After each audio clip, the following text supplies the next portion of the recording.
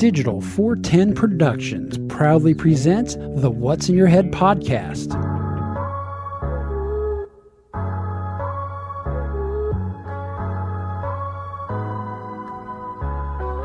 Digitized live from Your company name here. the studios in Cape Coral, Florida. It's the What's in Your Head podcast. What's up? OG5 at the top of the show. I think we should only say happy anniversary. 20-year anniversary. Did you guys get the fucking card? I should play the clip. Hey, post producer edit guy, put the clip in right here. For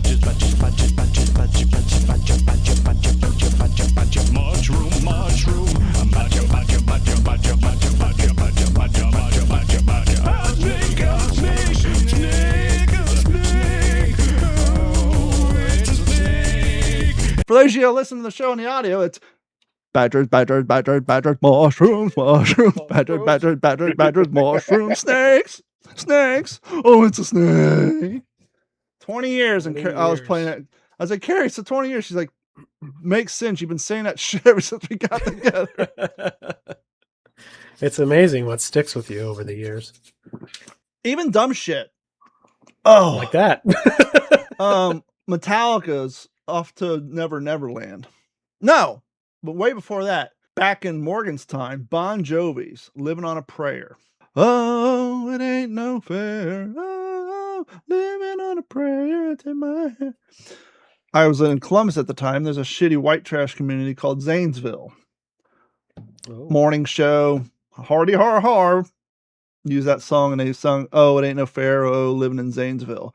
Little dumb shit like that I heard when I was in third grade, stuck in my head all these years later. That's how it works. And then another radio show with the Metallica. You say it was right after Euro Disneyland opened. So off the Euro Disneyland, just the dumbest shit like that just embeds in your brain for in perpetuity. That's we had the morning zoo in Portland, and that was the whole thing. I mean, it was just like dumbass parodies and little sound clips. And I don't know, Mike, you might not have ever heard it, but did you ever hear the drive-through skit, Don?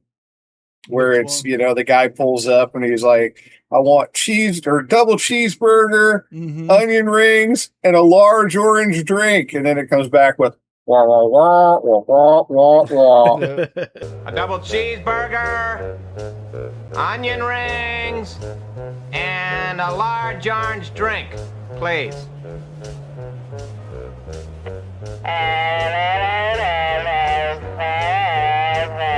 And, until the guy ends up driving through the restaurant out of frustration.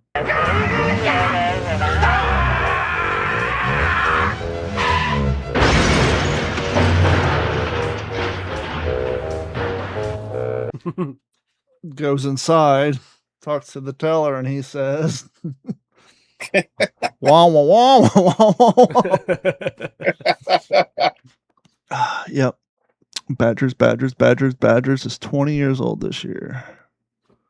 That was like the first original, one of the first original Java videos, I think it was.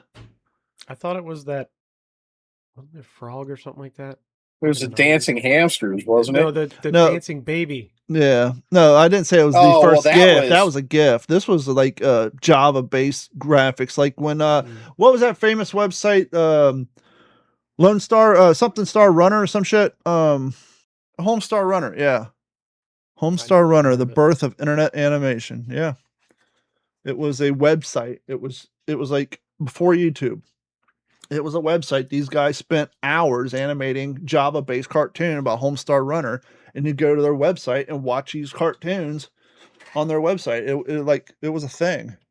So yeah, Homestar Runner, a legendary Adobe Flash animated series that completely defined the early 2000s internet culture, created by Mike and Matt Chapman, known as the Brothers Chap. The site launched in January of 2000 and grew into a massive independent web phenomenon. Instead of a corporate-sponsored traditional ads, the creators famously found an entire opportunity purely through the online store's merchandise cart, selling ironic t-shirts, hoodies, and CDs directly to fans. So they were before YouTube, and they was basically, as I was saying, the first real online series of anything, really. So, A long chapter is going to finally be closed here on the What's Your Head podcast. And that is Don gets city water. Yay! It's been a long time coming. After construction, my kid's bike getting ran over, my mailbox getting hit that they wouldn't replace, all the burrowing owl's nest being filled in, my internet going out, dirty cars, nails and tires, empty beer cans all over the street from the construction crew. Once again, if you want to drink a couple of Tall Boy Mike's Hard Lemonade before you drive home after working out in the heat all day, that's between you and your God and the police. But at least pick up your empties and throw them in the dumpster. Don't leave them crushed on the street 3 feet from where the fucking elementary school bus stop is. Thank you. Yeah, nobody cares. No, nobody cares. Well, at least they're not leaving full ones by the bus stop. I'd be more appreciative for a that. cardinal sin. No, that'd be a courtesy. Yeah, that'd be a courtesy for the next guy. Well, the more annoying thing is they would leave the empty tubes of the equipment operation grease out there, for the grease gun, and then they would get run over. And so you're walking your dog, and the dog's like, "Ooh, jelly!" You're trying to eat the shit. It's like, come on, just pick it up. Don't treat my house like a job site. But the result is, after my house, prior to me owning it, and then when we bought it in 2016, we've had well water, which, as we've talked about before, my mineral content's so high that I got to empty my water heater because of the salt. So long story short, now I got water pressure, and my bathroom tub faucet and my kitchen sink were both leaking because the valves weren't shutting completely because all the bullshit built up. So I've been playing Shade Tree fucking Plumber for the past 2 days. That's fun. Here's a little secret for you, Mike. You got one of those garden tubs where the faucet won't shut all the way, and you can twist it and it stops. And then you let it go and it starts dripping again because, as you know, you're pushing that pen down, it pushes the rubber thing in the hole. Sure. I got to replace mine tomorrow, but to prevent it from dripping, I tightened it down and I put a fucking 25-pound dumbbell on top of it so it pushes that fucking spring down. As a drip, a drop. It's fucking fixed, fellas. That's perfect. That's good for another 6 months. Roll on. I strongly recommend a bumper weight. That's the one with the rubber coating on it. That way, if it falls over, you don't damage your porcelain. But yeah, I just kind of, technically, it's a 25-pound dumbbell, but I'm only using one side. So you guys can get away with like an 11-pound plate. Sure. Because all you got to do is push that spring down, compress that little fucking upside down top hat down in that hole to shut that water off. Because I can promise you this, you do not, even a drip you don't want to deal with, because I've had customers call me and they said, well, the city came out and said I had an issue and they say that I owe $1,000 for my water bill. Yeah, that's Carrie's concern. There's no water running. Yes, there is. Something's broken somewhere. It's dripping one penny at a time. Yep. That's 100% accurate. Oh, luckily, if any of our municipalities, luckily most municipalities actually work with you on a lot of that shit, though. If any of the fine people who installs marble slabs for a living on people's kitchen counters, do the future homeowner a favor. Round holes. Don't drill half holes in the joint and butt them together and then leave a football shape, because it greatly reduces what kitchen faucet you can put in that fucker. Because how many homeowners have a wet saw and a fucking drill bit? By the way, have you ever tried to drill out a hole in a piece of wood that you've already drilled too big? You can't do it. It's not like you can put a hole saw on there. The fucking arbor won't fit in the hole. It's too big. Yeah, there's a way you can. Yeah, you use a step bit, but you're not. Do they make marble grade step bits? Not even that. It's I my diamond bit that I use, because I have to drill holes all the time for faucets. I don't drill countertops. I have, but we leave that up to the granite people because that shit's expensive, and if we fuck it up, that's on us. And Dusty's a motherfucker. I drill tile all the time and stuff like that, and the only way that you can get that bitch to go is to just hold it as still as you possibly can and just let it rip, and hopefully it doesn't walk on you, because if it does, you're fucked. So, I'll give you a little tip. If you're drilling through diamond plate, as I used to code with a lot of a little tip right in the middle. Back my ambulance building days, every once in a while I'd drill through some diamond plate. Back in my day. And if you're poor like most of us, you don't have that fancy spring-loaded thing that puts the little divot in your medium so your drill bit don't walk. Put about 4 layers of electrical tape down. It'll hold you in place. Get that. Works on glass too. Yeah. Trying to drill through a bottle with a glass bit. Put some tape on there. It'll keep it from walking. So how you been, Morgan? Good.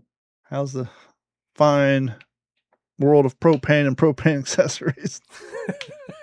Oh, it's just great. Dang it, Bobby.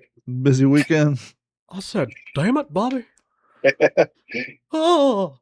Actually, this weekend's not going to be busy at all. Well, good. Yeah. So next weekend, we'll talk about what I'm going to do offline. But I think you'll be fascinated by it, though. So before the show, we were talking about how the 90s is finally coming back in the clothing line. Oh, there goes Mike again. And I don't know if it's so much intended for the 90s. I think a lot of it had to do when What's His Dick did the New Year's halftime show the previous year. One who was making fun of What's His Dick on that song. Kendrick Lamar? Yeah, when Kendrick Lamar was on there, he was wearing baggy pants like we did in the 90s. And that gave all the trend followers permission to go wear them again. Ever since then, now you're seeing moms and shit breaking out their pants from the 90s and all, which I'm fine with.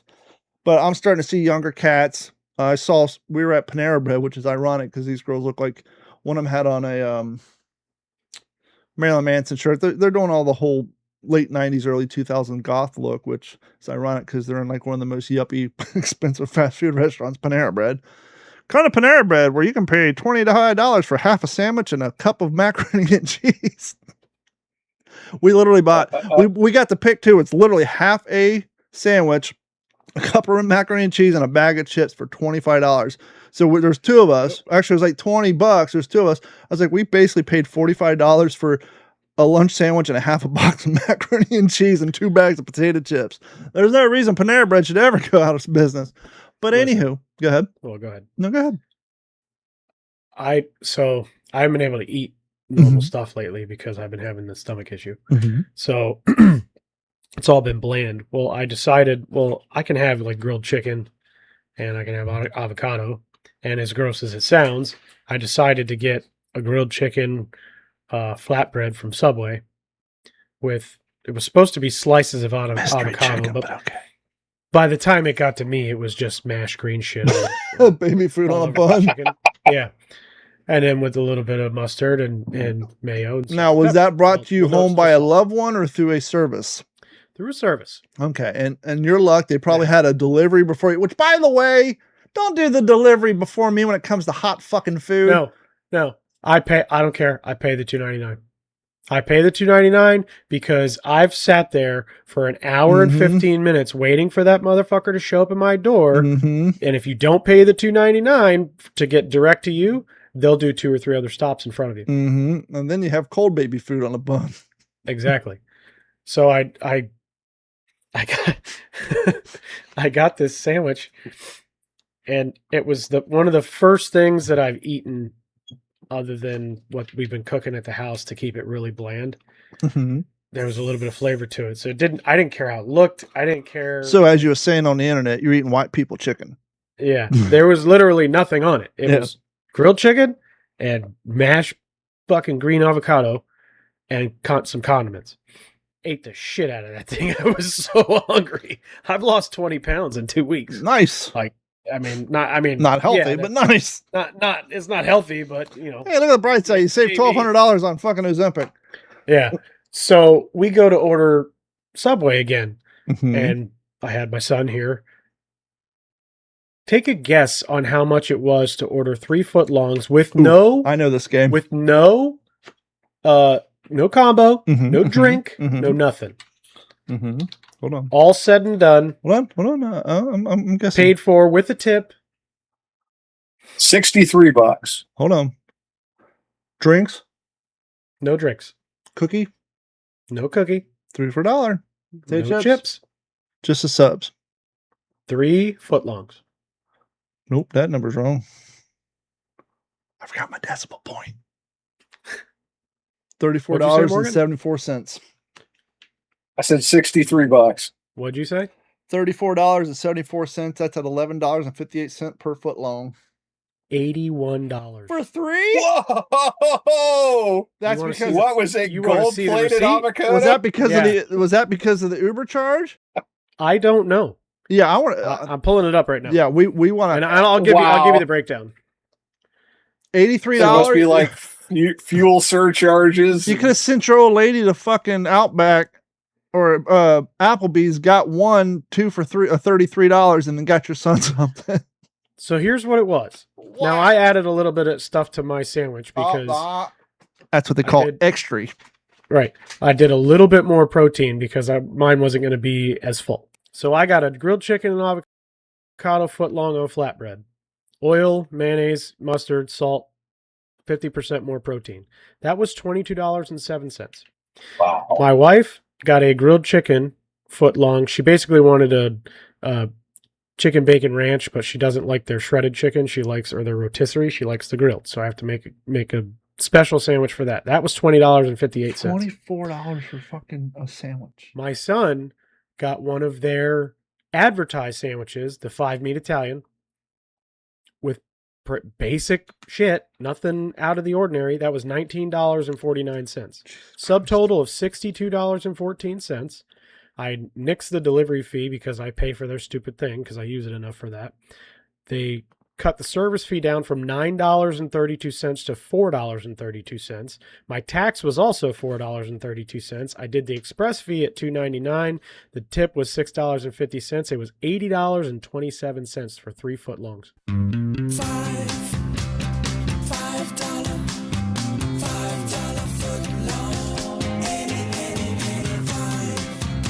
Where was your Was your wife working?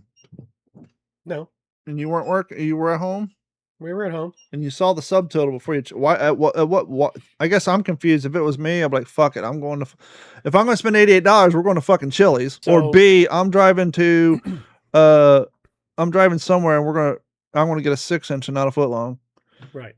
So here's the issue. Yep. You know where I live. Mm-hmm, Hang on a second. I gotta fix my traffic hell. Isn't there a Publix near you? He lives off traffic hell. He lives off the fucking... Well, he lives off the demonic diamond. I know that. Yeah. So by the interstate. So here's the problem. Since they did the stupid diamond thing, getting off of 6 Mile was always terrible. Now, it's either just as bad or way fucking worse. You need a drone and a homeboy who works at Taco Bell. Yeah, exactly. Fly that shit because I was on my way home from work. I stopped at Publix to get something. I think I had to get a prescription or something like that and a couple small things. And this was during the week. I think it was only like 4:30 in the afternoon. It took me 45 minutes to get home. I should be to that place in 5 minutes. Because the Publix is only 5 minutes from my house. But it took me 45 minutes to get off of 6 Mile onto Colonial and into the Forum. You got a gang of eateries not too far from your house. Yeah. A lot of them are higher end, upscale stuff. Not really upscale, but more sit-down restaurants. Not terribly. I mean, we don't really have a lot of fast food. That's what I'm saying. They're more sit-down in the Forum restaurant. Yeah. There's not really a lot of fast food in the Forum. I mean, I guess you could consider Dunkin'. You could go to Moe's. That place sucks since fucking COVID. Yeah. But I've got Moe's, I've got McAllister's. Can we have a moment of silence for Moe's? I'm fucking serious. When I worked at Stanley Haney, we used to give out Moe's. Jesus. We used to give out Moe's gift cards. I ate at that place all the time. Then right around COVID, when they did the image change and like whited out the whole, their food has been shit. I haven't been there since 2022. It's a sad state of affairs. We haven't been there in a while either. It's garbage. They got Moe's, McAllister's, Dunkin', Starbucks. I've got Tony's New York Pizza, which we do love, but that gets expensive. I do have a Firehouse near me. We have a Bentofu. So we got Watch your mouth. Shit like that. By the way, there's a Domino's. They must be hurting for business in Fort Myers. Yeah. Offer 33% cash back on the Upside app when you order from them. Wow. Yeah. Now here's the rub on that. Fuck you, Chipotle. By the way, if you want to get a little cash back on your fucking gas spending, just simply go download the Upside app. It's just as it sounds, Upside app. And then when you do, it's going to ask you for a promo code. If you could do us all a big favor here. And then use the promo code. Hold on, I got to unclaim my Chipotle. It's a good way to sell it. But hey, we're honest here. Yeah, just use the promo code digital 9684. And so anytime you buy gas, you just take a picture of the receipt, upload it, and they give you cash back, which is where my beef comes with Chipotle. They don't allow you to upload the receipt. You have to pay with the credit card that you registered with your app. So I lost my 3% cash back on them because I don't have a credit card register. I just always upload my receipts. So, but yeah, 33% cash back on a Domino's. That ain't a bad deal. Wild. That's wild stuff. Well, since we brought up the cost of how expensive shit is, I'll just kind of go into this little fun fact. So after talking to some friends the other day, we kind of got on the subject of cost of living, inflation. Yeah, don't remind us. And so the topic came up of not getting a pay raise since like 2023. And so I had a question for our friend ChatGPT, and I said, hey, if you got hired in 2023 and you haven't got a raise and you make the same amount of money in 2026 working for the same place, what is your loss of money? And so he corrected it by saying purchasing power. That's what the economists would do, is your purchasing power. Now, ChatGPT came up with the salary. They're just doing this to simplify the math, but I'll just read it to you. If you have not received a raise since 2023, your paycheck has lost roughly 9 to 10% of its purchasing power by May of 2026 due to inflation. Based on US CPI data, prices increased about 303.4 in April of 2023 to 333.0 in April of 2026. In practical terms, something that cost you $100 in 2023 is now $110. So you say, what's an extra $10, right? We got to times that by all your bills times fucking 365 days. So it goes on. Right. Example. I think the average medium, which I would say low medium fucking income nowadays is 50 grand. So it wanted a nice round number that people, so an example, if $50,000 was your salary in 2023, you would need about $55,000 today to maintain the same purchasing power. So you would need a $5,000 a year raise just to have the same spending power as you had 3 fucking years ago. But here's where it gets fun, kids. Because, AI and all our devices track everything we do. It says, fun fact, if you live in Florida, oh boy, Florida has also seen a higher than average increase due to home insurance from the hurricanes, rent and housing, auto insurance costs, utilities, and groceries. So for many people in Florida, the real world squeeze may feel even worse than the national inflation numbers suggest. If you live in Florida, living in Florida makes the impact feel even larger because several costs have risen faster than national inflation since 2023, as we just said. So with the national inflation of April 2023 through May 2026, it is roughly 9 to 10%. Many Florida residents have seen their actual monthly expenses increase to more like 15 to 25%, depending on housing and insurance costs. So in practical terms, you would need a 15 to 20% raise to have the same purchasing power that you did. A short 3, we're not talking 10 years. We're not even talking a short 3 fucking years. That is how bad our inflation and the value of our dollar has gone down. I think it's now, go ahead. Does that factor in what they take out in taxes out of that raise? It's just no, it's using your salary as an example, but it's showing your overall purchasing power. So all things aside, if you had a round number of $50,000, and if you made $50,000 in 2023, whether it's tax involved or not, everything's the same, right? So in this number, if you were to include taxes, then you would include them now. Everything would be equal. So in this example, everything's equal. Its point being is to make the difference of inflation and how much that $10 is decreased in order to be able to have I guess the example would be is if you're one of the rare people who have not increased your cost of living at all, meaning you didn't go out and buy a car or a new house. You have the same mortgage, the same bills, with the exception of the shit that's gone up, like Netflix and all that. But if you actually didn't go out and buy anything different, your monthly bill stayed the same. You eat the exact same grocery bill every week for 3 years. You you would be $5,000 short than what you were back then. I'll be right back. After these messages, we'll be right back. What's fuel going for down there? Diesel's through the roof. Diesel's almost $5. I think regular's $4.18, $4.20. Actually, here, I can tell you because I'm going to pull out my Upside app. Shameless plug. Once again, fellas, go onto Google Play or App Store and download the Upside app. Digital 9684. Put that in the promo code. You'll get a little kickback on your first gallon. And like, seriously, it's not one of the shit where, oh, here's some gift. No, I have a balance of $5.29. Once I get to $10, I can just transfer $10 in my bank account. It's not a lot of money, but every nickel and dime counts nowadays.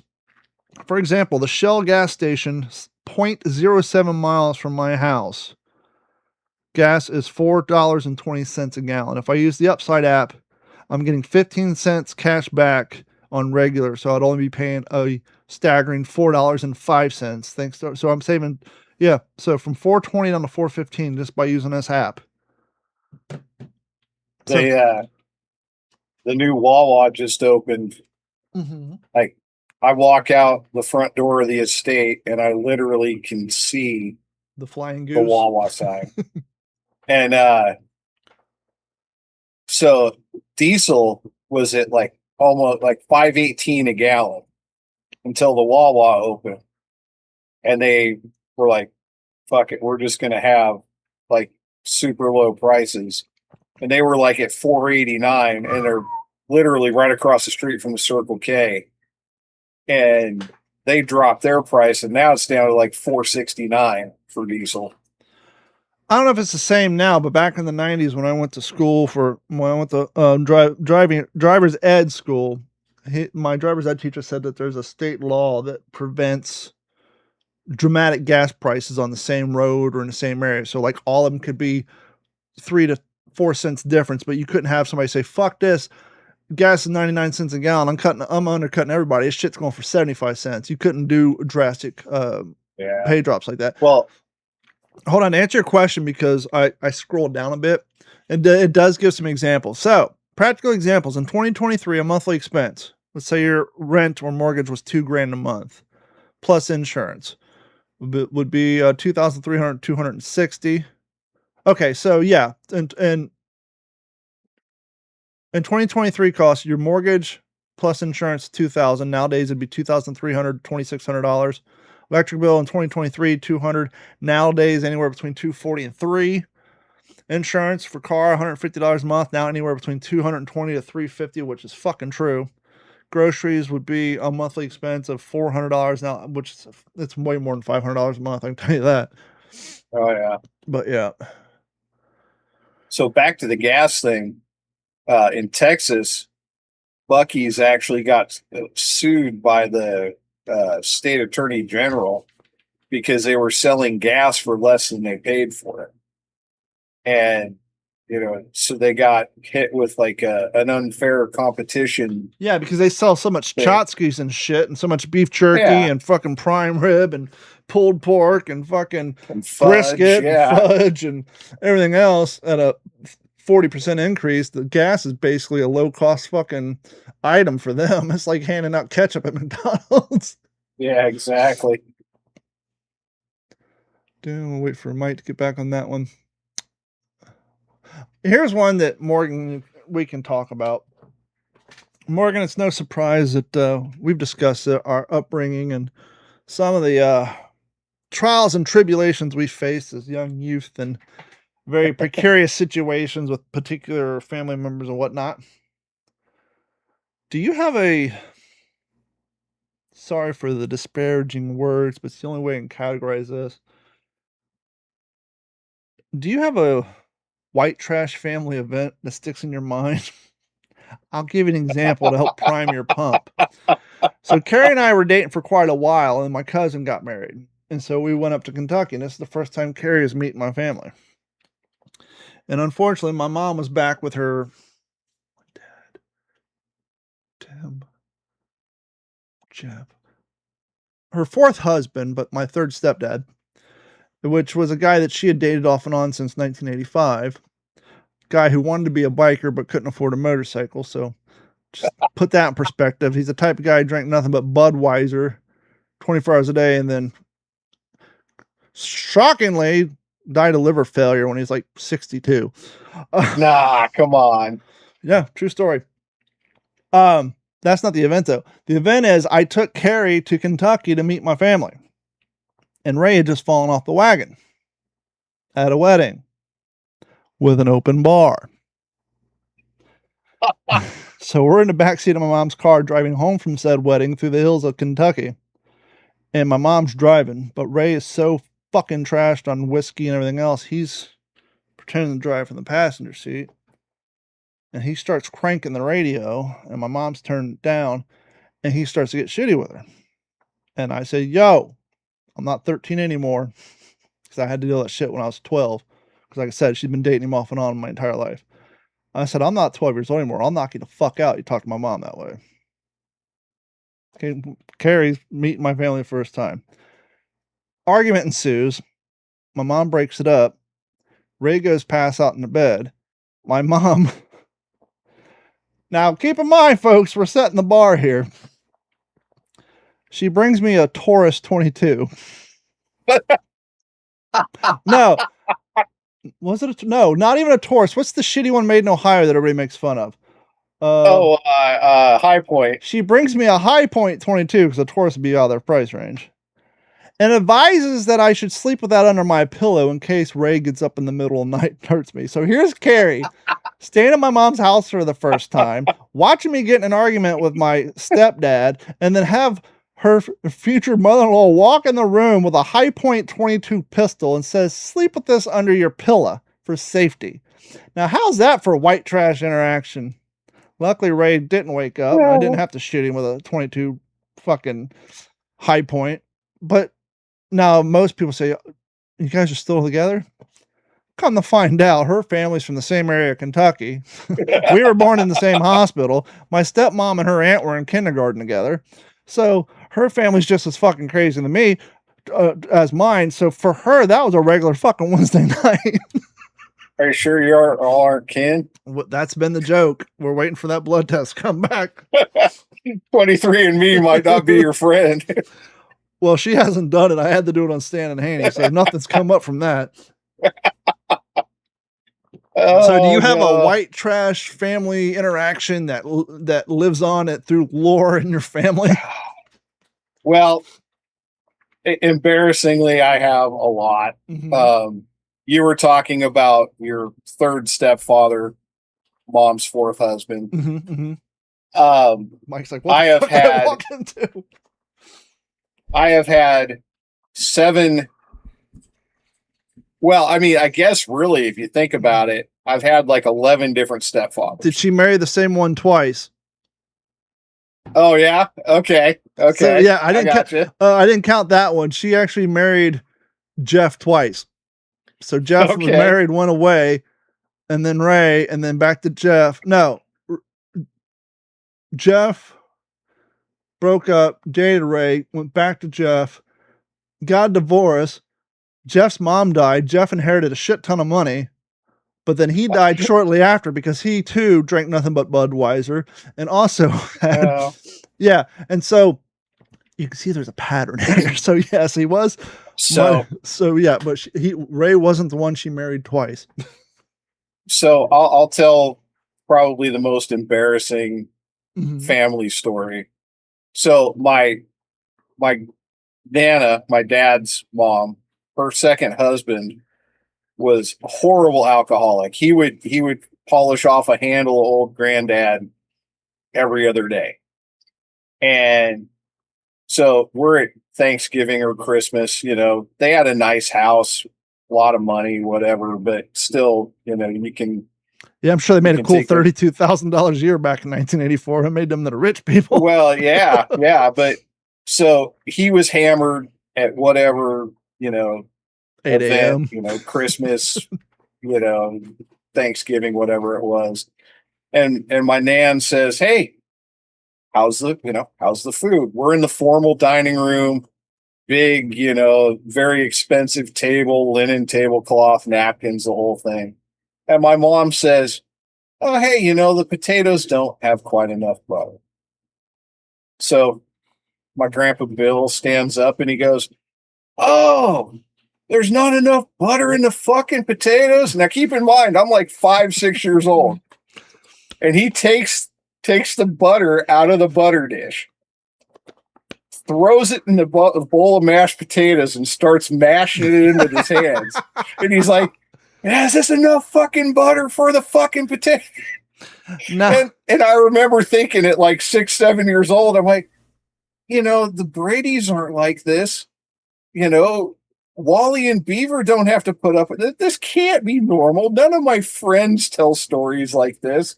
And here I got a raving lunatic alcoholic step grandfather who's mashing the butter out of the butter dish into the fucking mashed potatoes at Thanksgiving.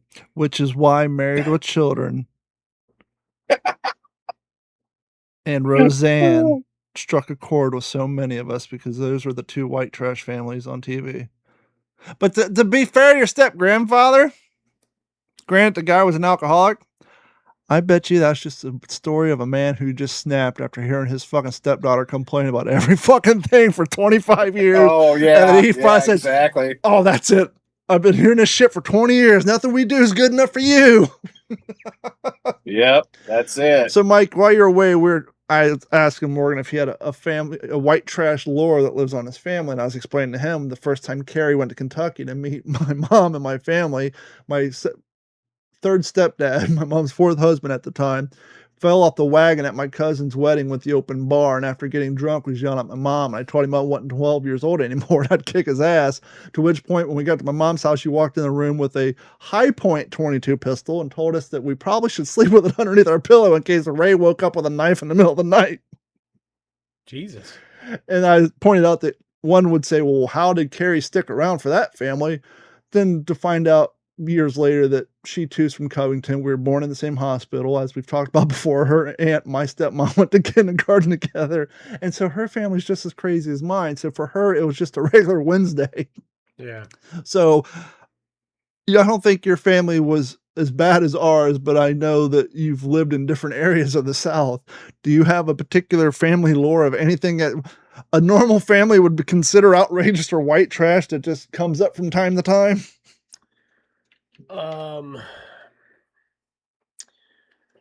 Oh, I don't know. Well, my mother was married to my stepfather. Mm-hmm. That's how he got the title, but yeah. Right.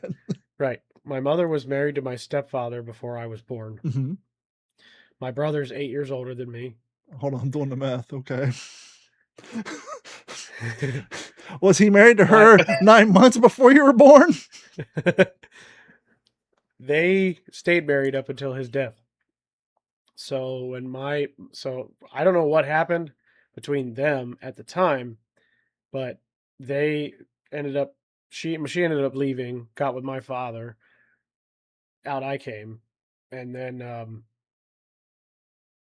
I always knew he was in a wheelchair my entire life. Mm-hmm. Like he's in a wheelchair since like the 70s.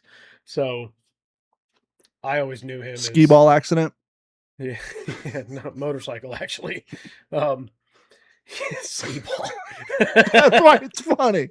Just like in the opening of Revenge of the Nerds, you find out that the one guy broke his leg playing chess. Yeah, that's the joke. No, yeah, I knew of him growing up. Like he wasn't like not in my life, Uncle Jim. Even like as young as I was, and for whatever reason, he stayed married to my mother, and I even would go over there with him and hang out with him as a kid growing up, while my mother was out gallivanting and doing whatever she was doing. Years later, she ended up moving back in with him, and he was still my stepdad the whole damn time. So nice. I'm kind of I'm not necessarily a bastard child, but because I know who my father, my father's been in my life my whole life, but I've always had this stepdad who was technically my stepdad before I was really even born. So, and for the situation at the time, I mean, he was never really mean to me. He always treated me like I was his own my whole life. So this episode of the What's in Your Head podcast is brought to you by the word gallivanting. Gallivanting, to wander, roam, travel around carefree in a playful way, usually in the pursuit of pleasure and entertainment. Gallivanting. There you go. My mother had a good time for a long time. So that's kind of my, I guess, white trash. I had a stepdad before I was born. here's kind of an interesting story. I think I may have stopped me if I told this one, but on the What's the Scuttlebutt podcast, I was interviewing an author who wrote a book about her grandfather, who was one of the original Wind Talkers. And she was talking about growing up on the reservation in the 50s and 60s. And just like in, what was it, 1796, the spinoff of Yellowstone, they're showing the girl at the Native American, that school where they were beating them all up. You guys remember that series? Mm-hmm. So in the spinoff of Yellowstone, one of the female Native American she was talking about that shit was still going on in the 50s and how she went to one of those. Anyhow, we got to the conversation. I was like, yeah, growing up, I would spend the summers with my dad, who was, we lived in Columbus. He was, working his way up the upper middle class. But in the summertime, I'd spend time with my mom on welfare. And depending on her relationship with my grandmother, she either lived in the trailer from 1970s with a cistern and a single air conditioning unit in the window in her bedroom, which we'd hide in because it's so damn hot, across the street from the Ohio River, or we lived down at the other end of that 5-acre property in the cabin that was built in 1921, had no indoor plumbing. We captured water in a 55-gallon barrel. I bathed in the Ohio River and took shits in an outhouse, to which she replied, sounds to me like you grew up on the reservation. So basically, my summers at the cabin were akin to what kids living in Native American reservations were going through. Wow. I remember one time my mom told my brother to set out the steak she bought at IGA to defrost. So, as any kid would do, you'd leave them on the picnic table outside in the Kentucky sun, to which the cats broke it through the plastic and took off with our steaks. See, I kind of experienced the same kind of, duality in life that you did, because, my dad and my stepmom, they worked really hard for, everything that we had. I had nice clothes, I had, that stuff. But when I went to my mother's house on the weekends, I mean, all my clothes I got from my brother when he outgrew them. So, and they were either really big on me because he's, like I said, he's 8 years older than I am, or they were really, really small. But it's like the opening line of that Double Makes Three song. I grew up on an old dirt road, pedal to the metal. I did what I was told until I found out that my brand new clothes came secondhand from the rich kids next door. Yeah. Yep. Oh, I remember. God, I can still remember this day. I think I talked about this in the past. I used to get all my brother's hand-me-downs, a lot of corduroy and all that stuff, because I was like, going into first grade. My grandmother got me a pair of Lee jeans for my birthday. Wow. Fucking, I lived high in the hog on that for fucking all school year, to have one pair of name brand jeans that didn't come from Gold Circle or some bin out back of some, dollar store somewhere. Man, I found a pair of jeans on Amazon for $15. They are called Rustlers. They're made by Wrangler. Mm-hmm. They're great. Hey, I don't care. No. They're great because I'm not spending no $35 to $40 on a pair of don't laugh, Morgan. Jeans. Don't laugh, Morgan. When Sears was going out of business here in Cape Coral, I was going every paycheck to buy Levi jeans because kids, what your daddy won't tell you when he talking about his Jinko jeans and wearing the super large jeans. The shit was heavy and uncomfortable as fuck. Fuck yeah, it was. And it would leave calluses on your hips from your belt, and you'd end up having to pop them. They're like zits, like fucking, from your denim hanging off of your fucking clothes and sagging. You'd get fucking sores and shit. ingrown hairs. So by the time I got in my 30s, I started wearing jeans that fit. You know what's more comfortable than a pair of denim jeans that fit? Fucking nothing. Carrie all the time is like, how can you wear your jeans? Because they're comfortable. But let me tell you this, friend. I got a couple pair of fucking Wranglers, and they're just as bit, if not more comfortable, and have a better fit and finish than a fucking Levi jean. And so don't sleep on Wranglers, man. They are a nice Wranglers. fit. Wranglers are great, but I'll tell you, as a kid, everybody wanted 501s. Yeah. I got Rustlers. And the only thing worse than that was Tough Skins. And it's like different levels of poor. Yeah. But if you had Rustlers, it was like you were ghetto ass, because that was like now I'd probably wear them if they fit good, because I don't give a shit. If they fit good. I don't care at all. There's $15, because even 15 years ago it's $20 for a pair of jeans. Mm-hmm. Now it's $30 to $40 for one pair of fucking jeans. You go to Bell's Outlet, and if you find a pair of Levi's where like one leg is a 1/16 of an inch longer than the other, and you get them for $15, you're like, holy shit, fucking score. Yeah. I never buy clothes for myself. There was a TikTok I saw the other day. Guy was complaining about his jean tore out. Hey, I just bought these pants. Why are these tearing? And I commented. I didn't stitch. I commented. I said, because somewhere around 2013, we got to the point where real denim was too heavy and too uncomfortable, and everybody wants stretchy fucking pants now. And so all your jeans are made of paper thin fucking denim. That's why they're tripping. Whereas you go find a pair of Levi's from 2010, 2015, they probably weigh a quarter of a pound more than a modern day pair.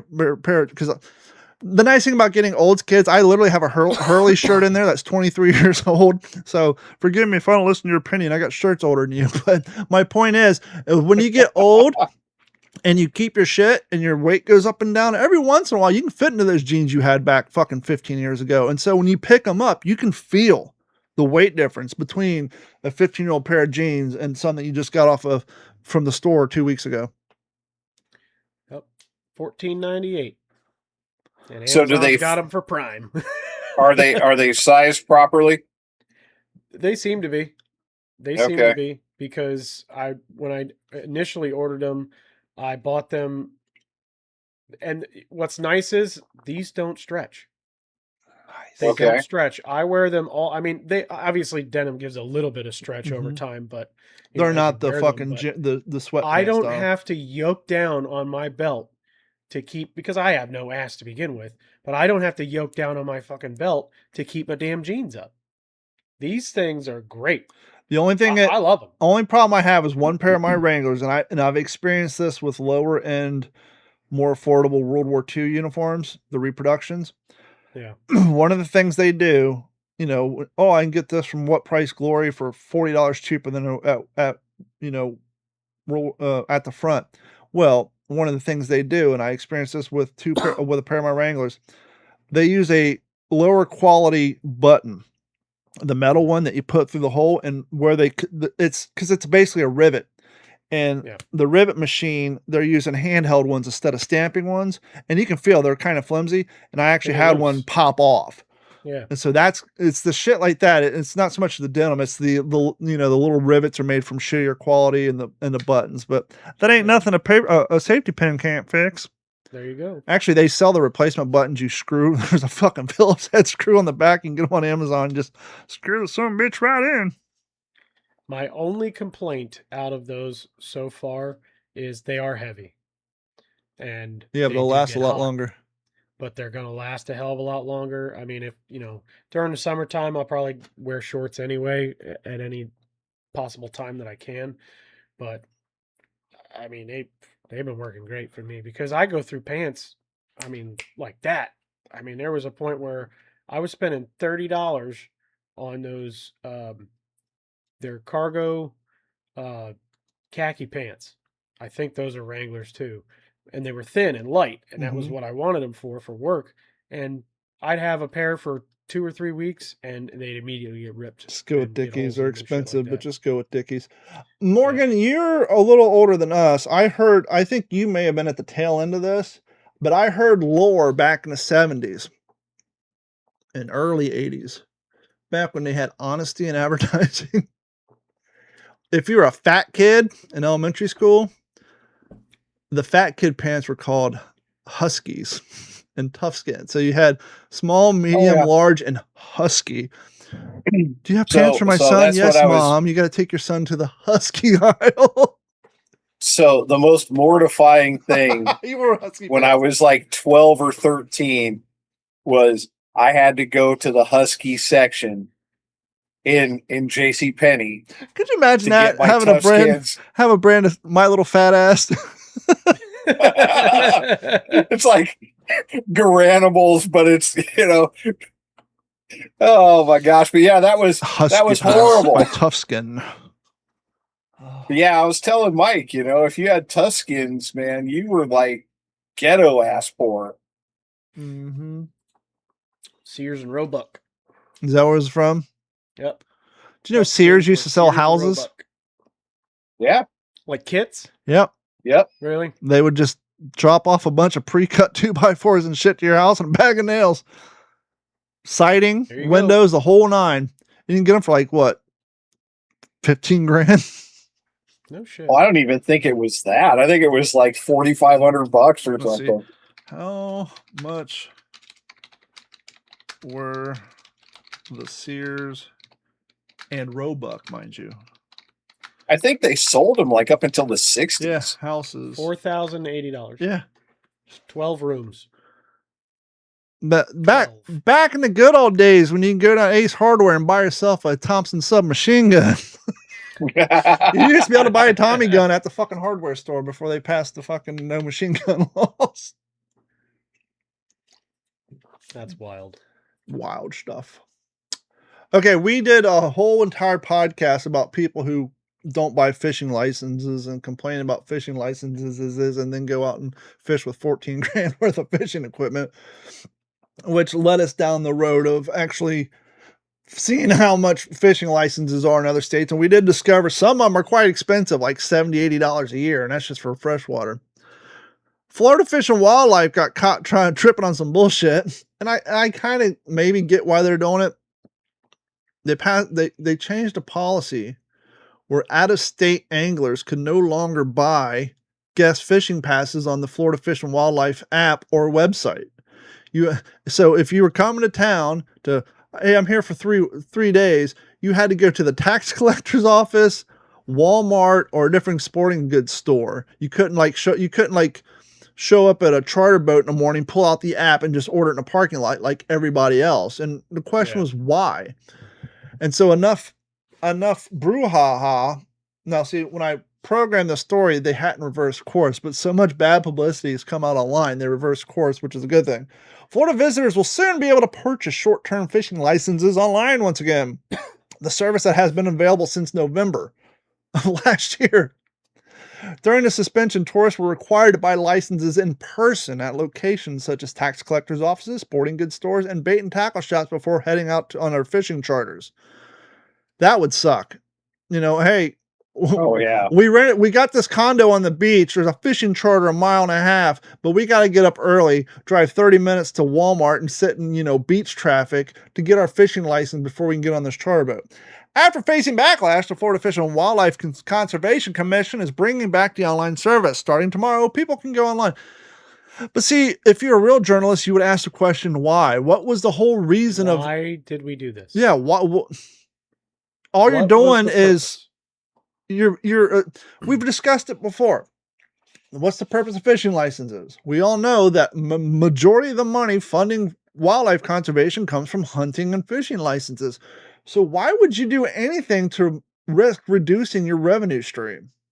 Makes no sense, especially in a tourist-driven state like this.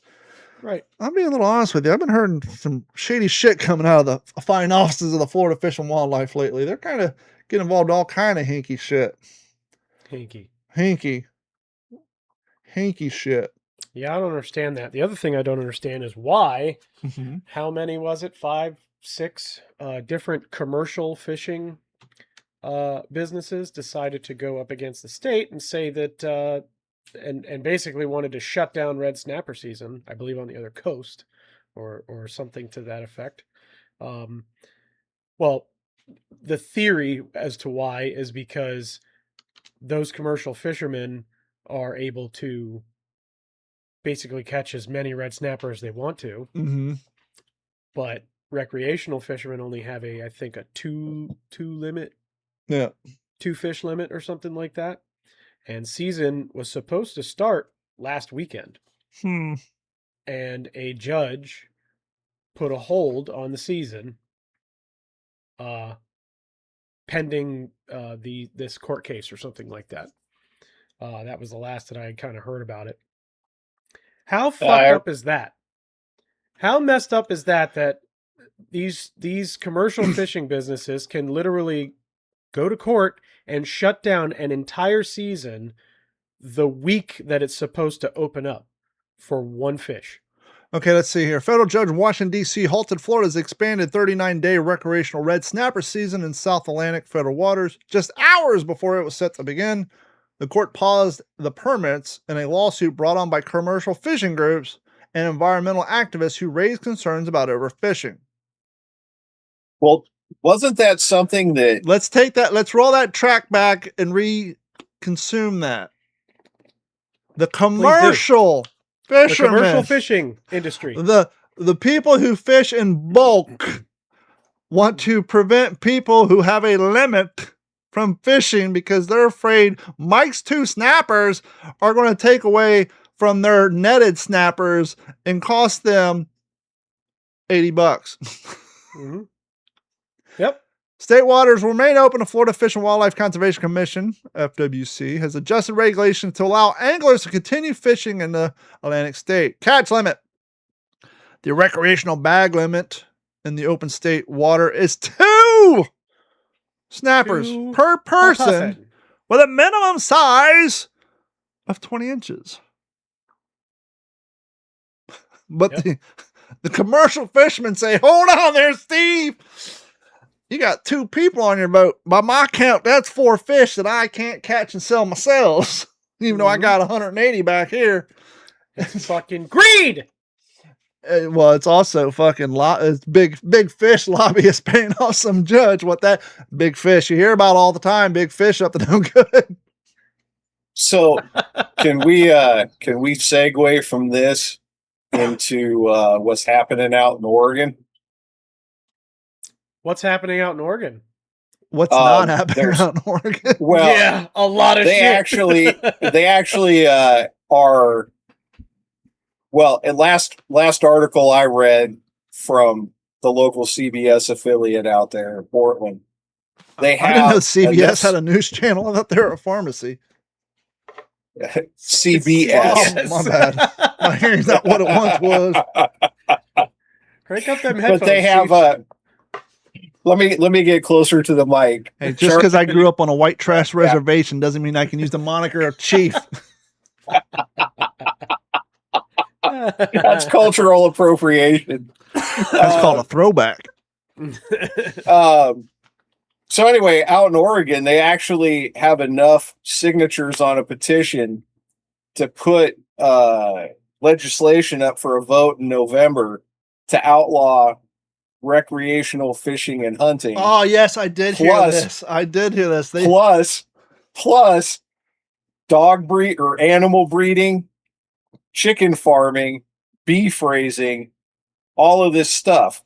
And having grown up in Portland, Oregon, and knowing what goes on out there, probably 70% of Washington, Oregon, and Northern California is ranchers, farmers, and it's a lot like Florida, where you have Miami-Dade, Tampa, you have Hillsborough, you have and how those counties go. That they make the rules for a minority group is make. When I say minority, we're talking numbers, people. A minority group. So makes all the decisions for the entire state. You know, having been in California, you're familiar with the 5. Runs from Mexico to Canada, and it goes right through the Willamette Valley in Oregon, up to, you know, through Tacoma, Seattle, Vancouver, whatever. And that's where all the population centers are. So there's actually been, for the last several years, a movement to have the eastern half of Washington and Oregon secede and become part of Idaho, because what goes on in the valley doesn't represent the eastern part of the state. See, I'm confused, right? Because my question is, I can understand a group of nutballs not wanting hunting and fishing, but what does dog breeding and the other thing have to do with hunting and fishing? What ties those two bridges together? Well, it's all, is it for population? Because the irony is if you get rid of the hunting and the fishing, the coyotes will take care of the cat and dog overpopulation problem, because there's going to be so many of them, they're going to be eating all your goddamn pets. So let's see here. An animal rights group has advanced a controversial citizen-led ballot measure called the Initiative Petition 28, also known as the Peace Act. The measure achieved a major milestone by submitting over 120,000 signatures by the Oregon to the Oregon Secretary of State, crossing the initial 117,173 signatures threshold required to potentially put it up for a statewide vote. The core intent: ending animal cruelty exceptions. The campaign behind the initiative, People for the People, the Elimination of Animal Cruelty Exceptions, Peace. It's like one of those titles, like they have the acronym first and then they got to try to figure out how to manipulate the language to make it make sense. We want to have the Peace Act. What can we do? I know it's, let's see here. Petition. No. Yeah. Okay. Cool. People. Oh, yeah. People. Okay. Excrement. No, that we can't go asking people to vote for a bill that has excrement. And elimination. Okay, that works. Well, there's no O. No, you ignore the everybody knows that. Animal cruelty exceptions. The mechanism: Oregon's existing law strictly prohibits animal abuse, but carved out legal exceptions for common practices like hunting, fishing, agricultural farming, and veterinarian care. Well, that's good. Let's stop vets from doing their fucking job. I don't know how they do it in Oregon, but anytime you put a dog down in Florida, they don't beat it over the head with a fucking mallet. They knock it out and then treat it like a prison inmate, and then they inject it with two more fluids and put them asleep. Goal IP28 seeks to eliminate these exceptions entirely by removing them, and any international inquiry any intentional injury or killing of protected animals defined by as any mammal, bird, reptile, amphibian, or fish would legally qualify as a criminal animal cruelties. So catching a bass and throwing it back, which to some is affectionately called fucking with fish, would be considered animal cruelty. I don't know, man. But once again, you stop the hunting, the coyotes. I don't know. I think being eaten by a coyote doesn't sound exactly non-cruel. Well, and it's everything like this, even if it starts out with the best of intentions, is just, it's ridiculous. Well, and any deer hunter, and I've never hunted a day in my life, just full transparency. But any hunter will tell you, fine, you do this. First season, fine. Second season, okay. By the third season, the animal population, such as white-tailed deer, is going to increase so much that there's not going to be enough natural vegetation for them to eat. And there's nothing more inhumane than animals starving to fucking death and getting disease and having the wasting away syndrome and shit like that. Not to mention, you have too many animals in such a crowded space, bacteria and all kind of crazy illnesses. Like seen the ones where like the deer literally turn into zombies because they get like a bacterial worm that eats their brain away until they're it's well, horrible. And that's responsible herd management is like in every state in the country. This is the equivalent of California not wanting to clear out brush debris in their woods for fire control because there's a mouse and a marmot that lives in those bushes, and then the whole goddamn state burns down. That's exactly what this is. Well, and that's exactly it. And I don't imagine. Well, I mean, I can't say anything. I mean, this is coming from the place where the city council of Portland decided that it was okay to decriminalize all narcotics. And then they couldn't understand why they don't have enough ambulances or paramedic teams to transport all the people that are ODing in the middle of the fucking street to the hospital. So they're actually commandeering vehicles and people to drive these people to the hospital because, and where you can walk into basically anywhere and get free Narcan. So you can Narcan people.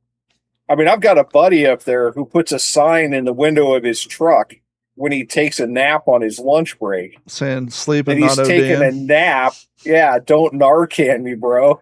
Yeah, you can get free Narcan, but you probably have a hell of a time finding a pair of affordable pack of Marlboro Reds in that town. You ever had one of those dickhead guy friends or employees that say, "Oh, she's so fine, I drink her bathwater." You ever heard that saying? Okay. Yeah. Apparently the fucking nerds are into that. Well, wasn't that like a big thing recently where Sydney Sweeney was selling her bathwater for a shit pile of money? I think so, but there was a real story that was turned into a fake news story that I saw and I had to do the research on. The fake news story was that some nerds got a lung disease after drinking foot water at a Comic-Con. The foot water was the true part. The foot juice stand happened during the so it's an Animecon. A Fanimecon 2026 weekend. A cosplayer named Emi, E-M-I-M-I, and others set up coolers filled with red liquid, submerged their bare feet inside, and sold the liquid to passing attendees. People drank it. Cardboard signs advertised $5 swig, $15 a cup, verified by video footage showing attendees lining up to buy it, with some drinking it straight as it dripped off the cosplayer's foot. So that part was real, people. The part where they got lung disease and are on respirators, that part was fake. Imagine this. Alcohol was involved. Yeah, no shit. The viral footage indicates that the high-proof alcohol, including vodka and Everclear, was mixed into coolers or used to rinse the feet, which organizers seemingly used as their makeshift sanitizer. Well, I mean, you disinfect stuff on the outside with alcohol. Why not disinfect the inside with alcohol? Look, at a very, very young age, my older cousin showed me a Playboy centerfold from like 1984 that involved a woman having socks on. And so I can appreciate a nice set of feet, but I am not in no way, shape, or form going to drink booze after even the hottest chick puts her fucking tootsies in it. No, I ain't above. I ain't below kissing your toes and all that stuff in the right situation. But no, I'm not drinking booze that's been submerged in your feet, especially after you walk around in your cosplay costume for 8.5 fucking hours. No. Well, just imagine whatever venue this was at, and all these people walk. I mean, and I'm a little OCD. I'm not gonna lie. Like, I take my shoes off when I come in the house, whatever, because. The world's a filthy fucking place. But just imagine walking around a venue where thousands of people have been walking around in their dirty ass shoes. That's my point. They go in the bathroom, come out, track that shit all over the place, and then you're going to drink somebody's fucking foot water? Not a fucking chance. Mike, bro. If you're at an anime show and some hot Asian chicks were dressed up in their anime outfit, putting their bare piggies in a cooler full of booze and selling it at $15 a cup, would you be down to drink their foot juice? No. Good answer. No. also was never really into the Asian persuasion. Gotcha. Or anime at all, really. We've already talked about jeans, so let's wrap up the show talking about socks.